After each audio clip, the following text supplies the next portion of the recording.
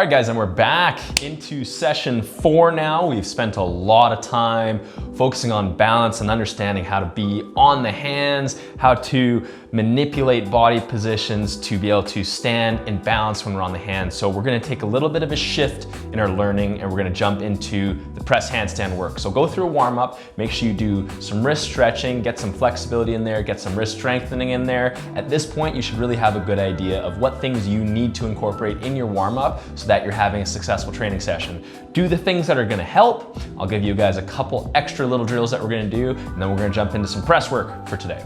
Okay, you guys have gone through a basic warm up. Your shoulders are feeling ready, the wrists are feeling ready, the body's feeling warm, and we're ready to get onto the hands. Start these practices by doing your balance work, whether that's working off the wall, working on those 10-second partials off the wall, or kicking up and doing some balance on the floor. We wanna make sure that we have balance in the handstand first, because why are we trying to press to a handstand if we can't balance in a handstand? It doesn't really make any sense. So we want to make sure that we can balance there first. Prerequisite for this, good solid 10-second hold. If you're not there, go back and check out session 6, 7, and 8 where we really talk about that stuff, and then you can come back and really work on the press to handstand because we want to be able to hold the handstand before pressing into the handstand. So number 1 is maintaining that open shoulder position, being able to keep the shoulders fully flexed above the head and fully elevated while we start to lift the feet off the ground.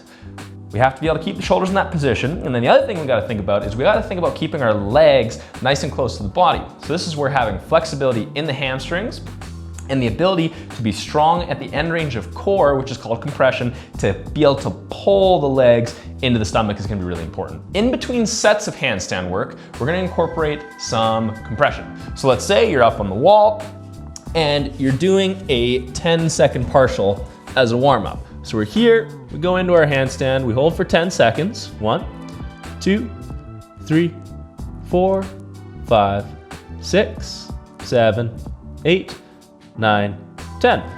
Come down.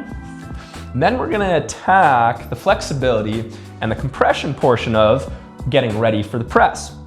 So we take it to the floor, and all we're gonna do for this one is we're gonna sit in a pike, nice and basic. We're gonna reach for the feet. We're just gonna hold for 15 seconds, trying to really pull the chest down to the legs. I'm thinking about trying to get my chin past my knees. I'm gonna do a 15-second hold here. Also trying to think about being long in the spine. I like to breathe deep in my stretches, and as I breathe in, I don't let my body rise, I keep my body low, and then as I breathe out, I let my body sink further into the stretch. If you guys are really tight in this position, you can also play with some PNF stretching where you'd breathe in, squeeze your muscles as tight as you could, and then hold that for a couple seconds. As you breathe out, you fully relax, and you'll find you'll be able to get deeper into the stretch. So what that would look like, I would go to a point where I'm feeling a stretch, breathe in fully, hold my breath and squeeze, 1, 2, 3, and then breathe out and sink down. And then I'd repeat that for maybe 5 breaths rather than counting for 15 seconds. So we've done our stretch, we've opened up the pike shape a little bit. Now we want to work on the compression. So I'm going to go into a position where I feel my stretch, which is right about here for me. I'm going to back off a couple inches, bringing my hands closer, and then all I'm going to try to do is bring my legs off of the floor towards my face. No bending in the knees on this one, no movement from the upper body. We're simply squeezing the core and trying to bring the legs into a pike. So I find my stretch position, I back off, and I lift. And I would do 10 lifts where I lift and put my legs down. Lift, put the legs down.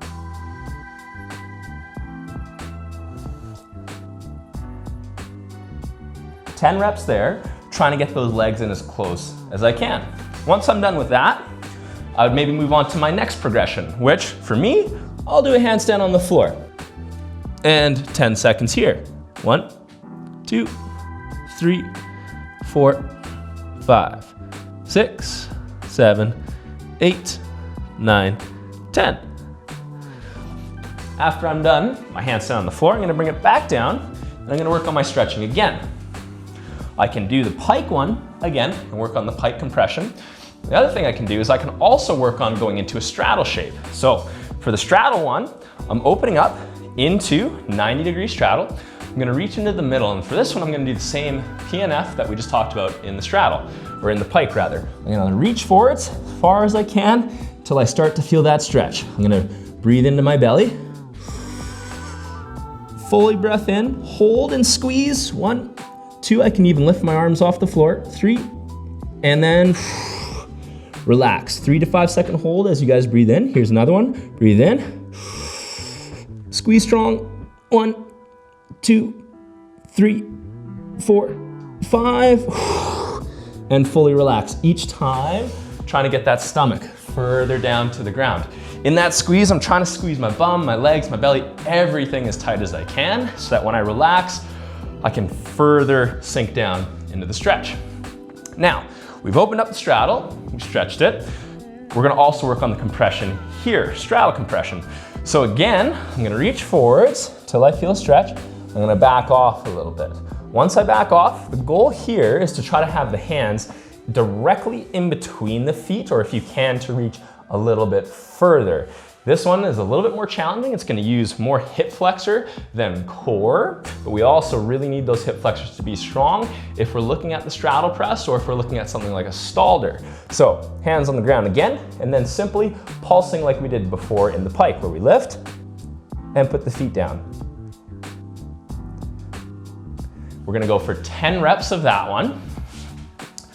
And what we wanna do is we wanna alternate these exercises where we're doing a balance exercise, and then we're taking it down to the floor and we're doing some compression to try to work on getting our stomach closer down to the legs and to be able to work on being able to pull the legs into the position, because that is critical for being able to do the press. We got 5 rounds here first of balance work, alternating pike and straddle in between every set. And then we're gonna work on some press stuff.